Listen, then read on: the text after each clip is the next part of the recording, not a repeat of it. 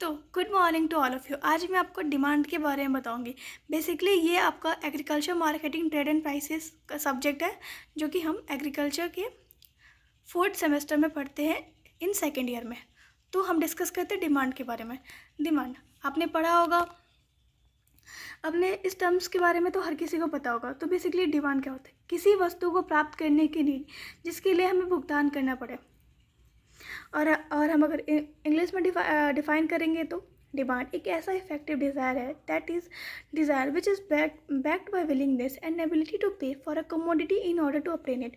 और सेकेंड आता है आपका supply, the amount of a given product और services that suppliers are willing to offer to consumers at a given price level at a given period. And the next one is producer surplus. Basically producer surplus क्या होता है? The quantity which is actually made available to the non-farm producing population of the country. Basically ये एक ऐसा term है जो हम जितना हम प्रोडक्शन करते हैं उसको हम एक्चुअल में जितना हम उस चीज़ को मार्केट में बेच पाते हैं उसे हम बोलते हैं प्रोड्यूसर सरप्लस। और ये जो होता है ये डिपेंड करता है प्रोडक्शन ऑफ कमोडिटी, ये डायरेक्टली प्रोपोर्शनल होता है सरप्लस ऑफ द कमोडिटी के। ये आपके दो टाइप के होते हैं प्रोड्यूसर सरप्लस। एक होता है आपका मार्केटेबल सरप्लस, दूसरा होता है मार्केटेड सरप्लस।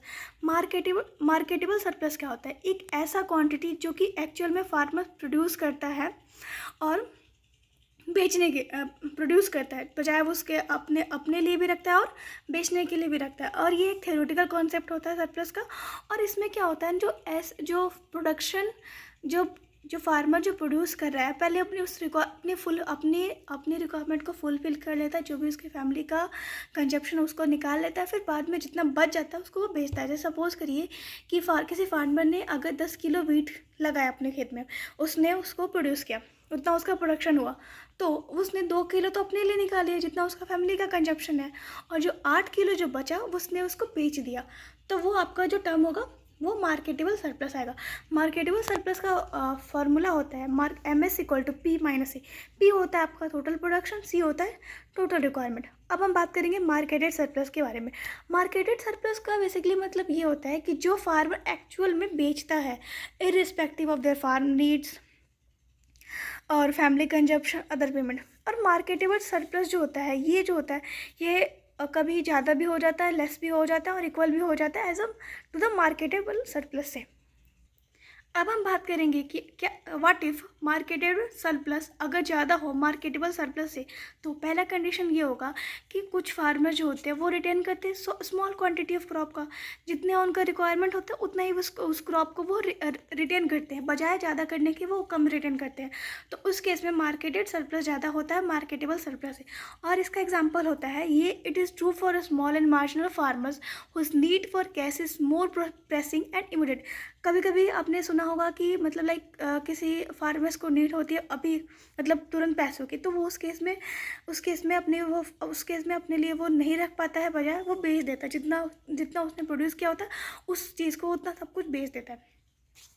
और this situation of selling more than the marketable surplus is termed as distress of forced sale. तो होता क्या है कि अगर सपोज़ करिए कि एक ऐसा सिचुएशन होता है जब हम बेचते हैं वो ज़्यादा हो जाता है मार्केटेबल सरप्लस से, उसे हम डिस्ट्रेस और फोर्स सेल भी बोलते हैं। एक the quantity of distress cell जब क्वांटिटी जो डिस्ट्रेस सेल का वो इंक्रीज़ करता है, तब जब जो प्राइस होता है कमोडिटी का वो फॉल हो जाता है। दूसरा केस होता है मार्केटेड सरप्लस। अगर मार्केटेबल सरप्लस ज़्यादा हो मार्केटेड सरप्लस है, तो पहला कंडीशन तो ये होता है कि जो large farmer generally sell less than the marketable surplus because of their better retention capacity। तो आपने देखा होगा कि जो भी बड़े किसान होते हैं वो उस चीज़ को रख लेते हैं पहले, क्योंकि उनके पास अच्छा इंफ्रास्ट्रक्चर होता है, अच्छा कोल्ड स्टोरेज आता है, ताकि उनको जो भी चीज़ उन्होंने प्रोड्यूस किया वो ख़राब ना हो। और वो इसलिए ताकि करते हैं ताकि सपोज़ करिए कि अगर कल को प्याज का दाम अगर बढ़ रहा है तो वो उस चीज़ को उनके लिए बेनिफिट हो जाएगा। बजाय आज प्याज 20 रुपये किलो है तो कल वो 100 रुपये भी किलो जा रहा है, तो उससे उनका प्रॉफिट हो जाता है, तो वो इस केस में भी रखते हैं। दूसरा कंडीशन ये होता है कि फार्मर्स जो होते हैं वो सब्सिट्यूट करते हैं। फार्मर्स जो होते हैं फार्मर्स में substitute one crop for another crop either for family consumption purpose for for feeding the life style because of the variation in prices. मतलब कभी कभी क्या होता है कि फार्मर जो होता है एक क्रॉप को सब्सिट्यूट कर देता है दूसरे क्रॉप से, ताकि वो बेसिकली अपनी फैमिली के नीड्स के लिए भी करता है और लाइफ स्टॉक को खिलाने के लिए भी करता है, क्योंकि वेरिएशन आते हैं प्राइसेस में इस वजह से।